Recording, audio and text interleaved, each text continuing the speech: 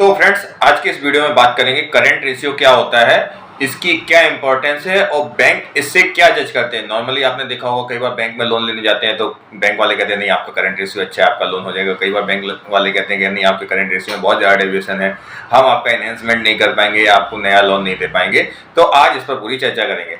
तो friends, I am Shantanu निकरा, ex chief manager bank of Baroda, a financial consultant, proprietor Kutch consultancy. तो देखिए, कोई भी फर्म का जो करंट रेशियो होता है वो ये बताता है कि उसके पास करंट में जो देनदारी है उसके सामने कितनी आवक आ रही है। मतलब वो शॉर्ट टर्म में कितना अमाउंट पे कर सकता है, मतलब जो शॉर्ट टर्म में उसको जो देने वाला अमाउंट है उसके सामने उसका इनकम वाला अमाउंट ज्यादा होना चाहिए।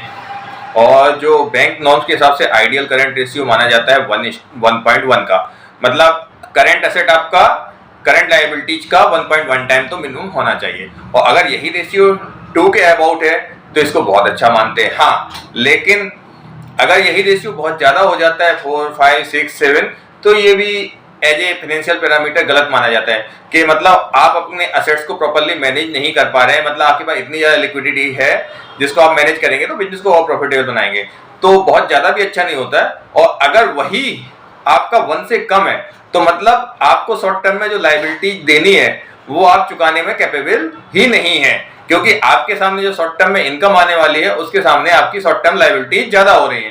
तो कहीं ना कहीं आप डिफॉल्ट करेंगे, पेमेंट डिले करेंगे, ये इंडिकेशन देता है। तो चलो, अब ये तो बात होगी कि करंट रेशियो से क्या पता चलता है। तो करंट रेशियो कैसे देखते हैं, तो करंट रेशियो का जो फॉर्मूला होता है उसका फॉर्मूला होता है current assets divide by current liabilities. ठीक है, चलो अब बात करते हैं, ये चीज भी हो गई। तो अब हम इसको सुधारें कैसे। तो सबसे पहले तो हमें इसको प्रॉपर अपना कैश फ्लो मैनेज करना पड़ेगा, जिससे हमारी जो करंट लायबिलिटीज हैं वो थोड़ी सी कम हो और उनके सामने करंट एसेट हमारे बढ़े। करंट एसेट का मतलब क्या होता है, जो हम इमीडिएट लिक्विडेट कर सकते हैं। जैसे आपका स्टॉक इन्वेंट्री हो गया, वो करंट एसेट हो गया। आपका कैश एंड बैंक बैलेंस वो आपका करंट एसेट हो गया। Advances to supplier current asset हो गया। बुक डेप्ट आपके करंट एसेट हो गए। अगर आप बोले आपके पास कोई प्रॉपर्टी है तो वो करंट एसेट में नहीं माना जाता। लॉन्ग टर्म इन्वेस्टमेंट आपका करंट एसेट में नहीं माना जाता।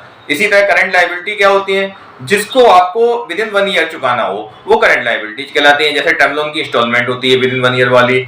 फिर आपका सन्डी क्रेडिटर्स होते हैं जिन्होंने आपको स्टॉक के लिए दिया हो। प्रोविजंस होते हैं जो आपने कुछ प्रोविजंस किए होंगे सैलरी के, टैक्सेज के, वो सारे करंट लायबिलिटीज में आते हैं। तो फ्रेंड्स, ये था करंट रेशियो के बारे में मेरा एलिबरेशन, जो मेनली क्रेडिट ऑफिसर और जो पार्टी बैंक में लोन लेने के लिए जाती है उनके लिए, दोनों के लिए बहुत इंपॉर्टेंट है। और हमारे कच्छ कंसल्टेंसी द्वारा ऐसे वीडियो आते रहते हैं, तो आप मेरे चैनल को सब्सक्राइब कीजिए। And finally thank you.